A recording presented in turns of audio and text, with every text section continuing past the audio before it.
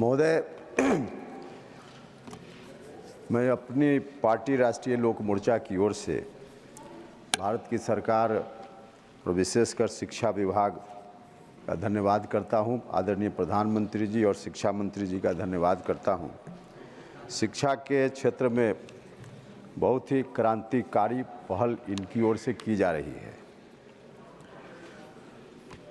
महोदय, समय तो बहुत ही कम है, लेकिन मैं इन पंक्तियों के साथ अपनी बात शुरू करना चाहता हूँ।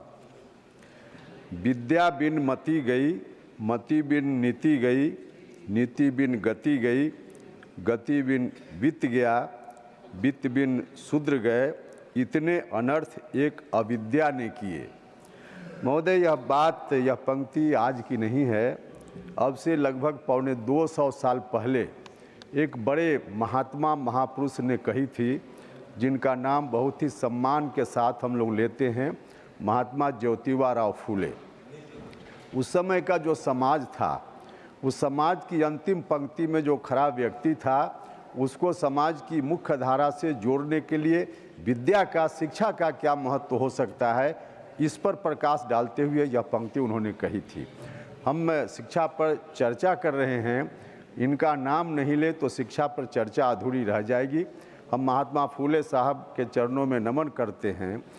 अभी हम सब और सरकार का भी हम धन्यवाद इसलिए विशेष रूप से करना चाहते हैं कि सरकार ने महिलाओं के सशक्तिकरण की बात बहुत ही ज़ोर शोर से की है, ईमानदारी से कर रही है, और महिलाओं के सशक्तिकरण की दिशा में उनके लिए शिक्षा की नितांत आवश्यकता है। महिलाओं की संख्या निश्चित रूप से पहले से कम रही थी, शिक्षण संस्थानों में महिलाएं कम आ पाती थी, लेकिन सरकार की पहल के कारण महिलाओं की संख्या स्कूल एजुकेशन में, हायर एजुकेशन में सब जगह बढ़ रही है। अच्छी बात है।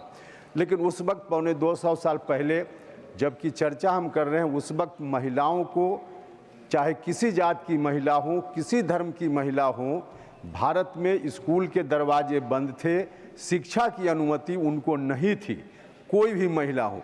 उस वक्त महात्मा फूले साहब ने महिलाओं की शिक्षा पर विशेष ध्यान दिया और सबसे पहले अपनी धर्मपत्नी सावित्रीबाई फूले को उन्होंने पढ़ाया, खुद से उनको शिक्षक बनाया।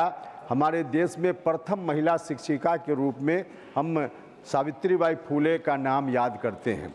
महोदय, उस वक्त जब शिक्षिका के रूप में बन गई, अपने पति से पढ़ने के बाद सावित्रीबाई फूले, उन्होंने प्रथम विद्यालय महिलाओं के लिए इस देश में स्थापित की। तब से महिलाओं को शिक्षा का अवसर मिल रहा है। हम गुजारिश करना चाहते हैं माननीय मंत्री जी से कि माननीय कुशवाहा साहब तुरंत करते हैं, 1 मिनट से। हम मंत्री जी से आग्रह करना चाहते हैं कि जिस तरह से 5 सितंबर को हम शिक्षक दिवस देश भर में मनाते हैं, वैसे ही 3 जनवरी जो माता सावित्रीबाई फूले का जन्मदिन है, 3 जनवरी को महिला शिक्षक दिवस के रूप में पूरे देश में मनाने का निर्णय भारत सरकार को करना चाहिए। यह हम इनसे आग्रह करते हैं। बात तो और भी करनी थी, लेकिन समय नहीं है, इसलिए इन्हीं शब्दों के साथ मैं धन्यवाद करते हुए अपनी बात समाप्त करता हूं। आपको बहुत धन्यवाद।